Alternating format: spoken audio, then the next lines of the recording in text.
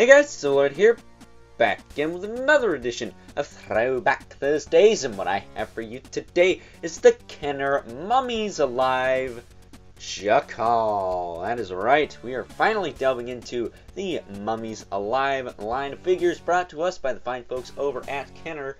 And before we get into the meat and taters of this review, since I no longer have the packaging for this figure, let's first take a look-see at his accessories.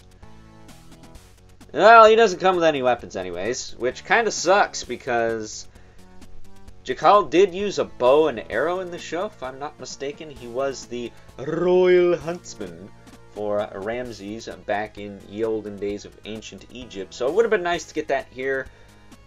But let's just say he does technically come with accessories, and if you're at all familiar with the Gargoyles Xanatos figure I looked at the beginning of the year, you're going to be very familiar with several of the figures in this line. Actually, all of the figures in this line, with the exception of the Fright Sight figures, which we may or may not get to. Let's just say those are a little bit more on the Ghostbusters side of things as far as gimmicks go, but we're just going to take a look at Jackal stripped down first and foremost, and then we'll get into the other stuff a little bit later. So taking a look-see at Jackal here. Not bad for, what is it, 97? Looks like the show, for the most part. Very much Toy Biz as far as proportions go. He's got that V shape, very skinny waist, very broad shoulders, very kind of jacked limbs.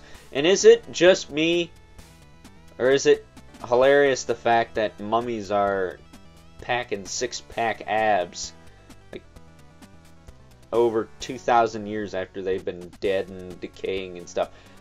Am I the only one who think that's hilarious? I'm just saying. I mean, it sells toys. I mean, look at me, I bought them. But at any rate, as far as articulation goes, get your basic 5 points. He's got head rotation, rotation in the arms, and in the legs. Now, some of these figures have a waist cut. He does not appear to have one of those, or it's just stuck on mine.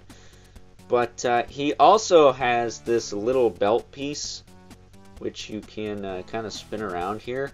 I think it actually unplugs, but I do believe he's supposed to have it in this kind of powered down form, as it were. He does have some grip hands, so again, it would have been nice to have some weapons. Maybe his bow and arrow. Did he have a sword too? I can't remember. For those of you who remember Mummies Alive, it was a show brought to us by the fine folks over at DiC. Part of the, I almost want to say it was the DiC network. I don't know what channel it was per se.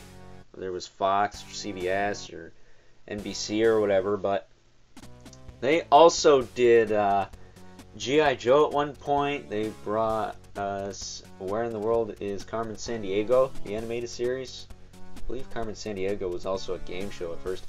And then I think they also did Inspector Gadget. So, you know, they've been around.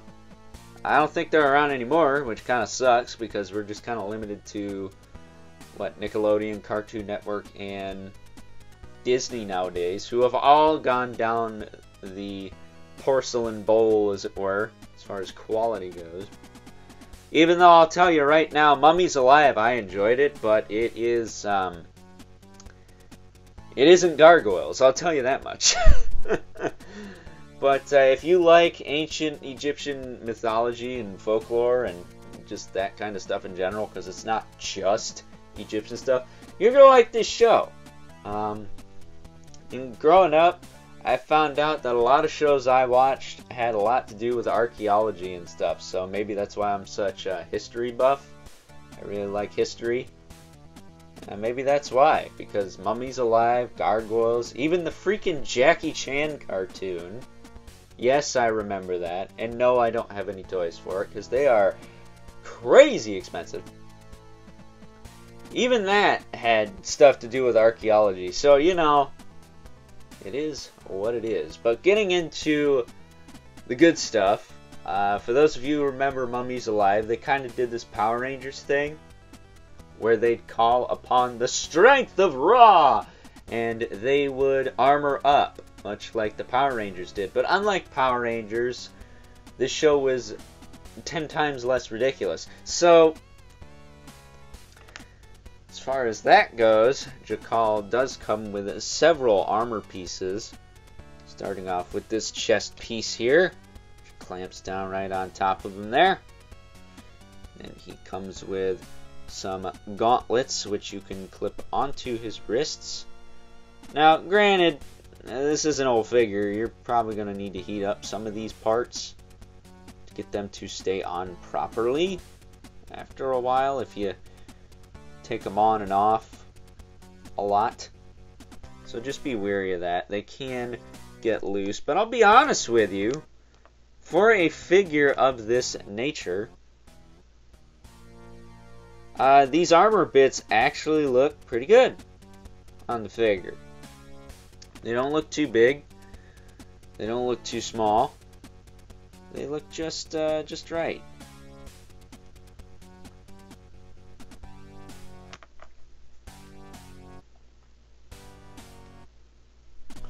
And they clip on pretty securely for the most part. There is all of his armaments. Armor bits, I guess I should say. And what sucks is they did actually leave the claw kind of open for that grip hand to hold on to something.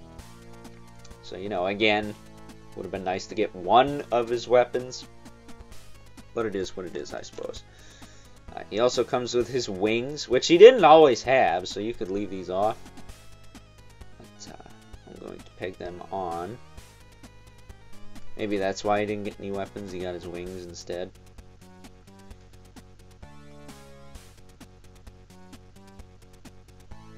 I will say, of all the armor bits that have a tendency to fall off, the wings are probably the worst offender. But they still stay in for the most part, so it's not too bad. And he comes with his trademark...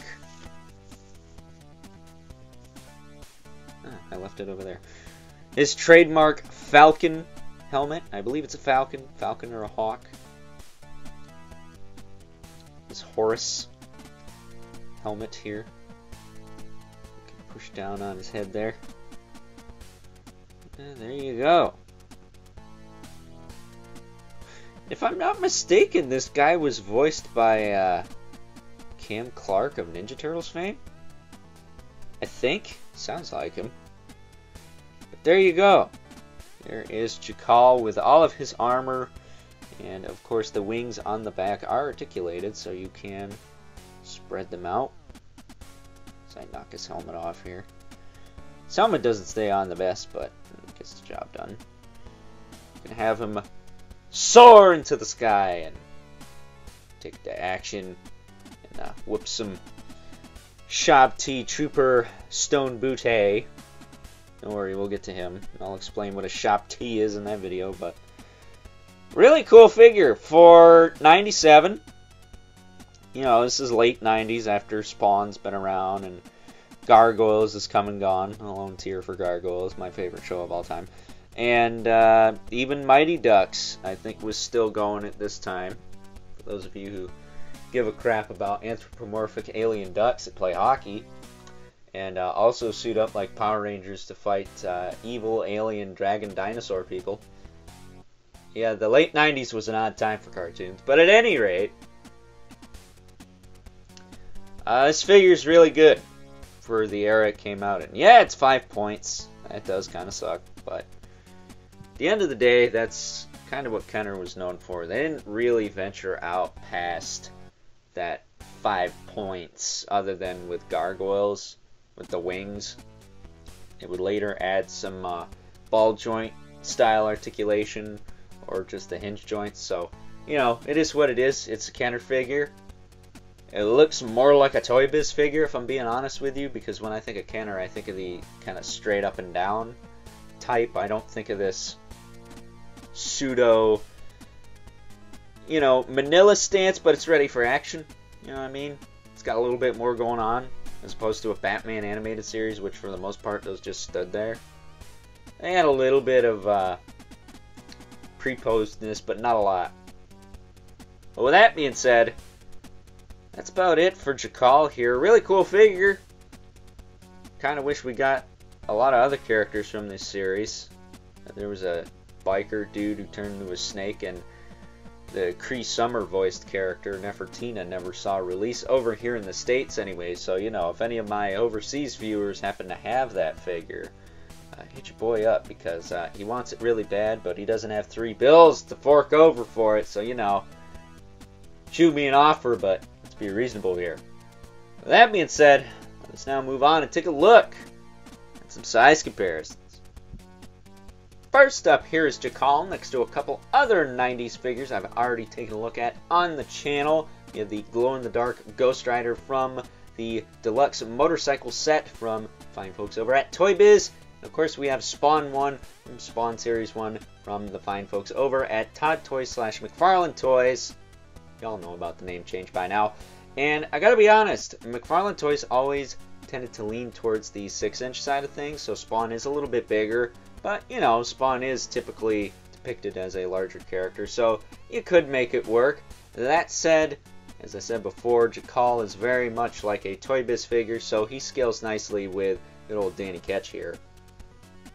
And last, but certainly not least, we have our 2 regulars, the Mythic Legion's Brother Mandibulas, Living Spawn, and like many a Throwback Thursday, Spawn towers over everyone. So with that being said, I'm gonna wrap things up. Some final thoughts. Overall, and as I said before, for 1997, you gotta admit, this is a pretty solid action figure. Granted, it doesn't veer outside the 5 points like some other action figure lines at the time. This guy's just a 5P figure with some really well done clip-on armor bits. And to their credit, the armor bits don't look too big and too ridiculous and silly on the figure. So in a way, this was a little bit ahead of its time, but in my opinion, I think it was just a little bit too little, a little bit too late. Because this was also during the transitional period where Kenner was being bought out by Hasbro. Everything that Kenner was doing was switching over to Hasbro, so maybe that's why the line ended prematurely, much like Gargoyles and, hell, even Skeleton Warriors. Granted, those probably didn't have anything to do with the transition over to Hasbro, but they're just examples of lines I really enjoy that ended prematurely, which, noticing a pattern here. A lot of the stuff I like ended prematurely, and a lot of the stuff I hate didn't. Power Rangers. So, with that being said, I would highly suggest you pick this figure up if you're at all a fan of the Mummies Alive animated series. I don't think they're going for a whole heck of a lot of money right now, which is saying something, because a lot of people on Evil Bay, if it's made out of plastic, they think it's worth like 10 times what it actually is. So, pick your poison, I guess. Buy what you like. If you don't like it, pass it on by and leave it for somebody else. But if I'm being perfectly honest here, I think the toys are a little bit better than the show. I like the show. I think the toys, again, a little bit ahead of their time. Just a little. So with that being said, hope you guys enjoyed this week's edition of Throwback Thursdays. And if you are so inclined, please don't forget to comment, like, subscribe, and hit the bell so you know whenever I upload more reviews like this one. If you haven't already, please hit me up on Instagram at Overlord Productions. But as always, keep the comments civil. The world sucks enough as it is, especially when a dope-ass toy line ends prematurely. I mean, that just sucks, man. What the hell? Until next time, catch you guys later.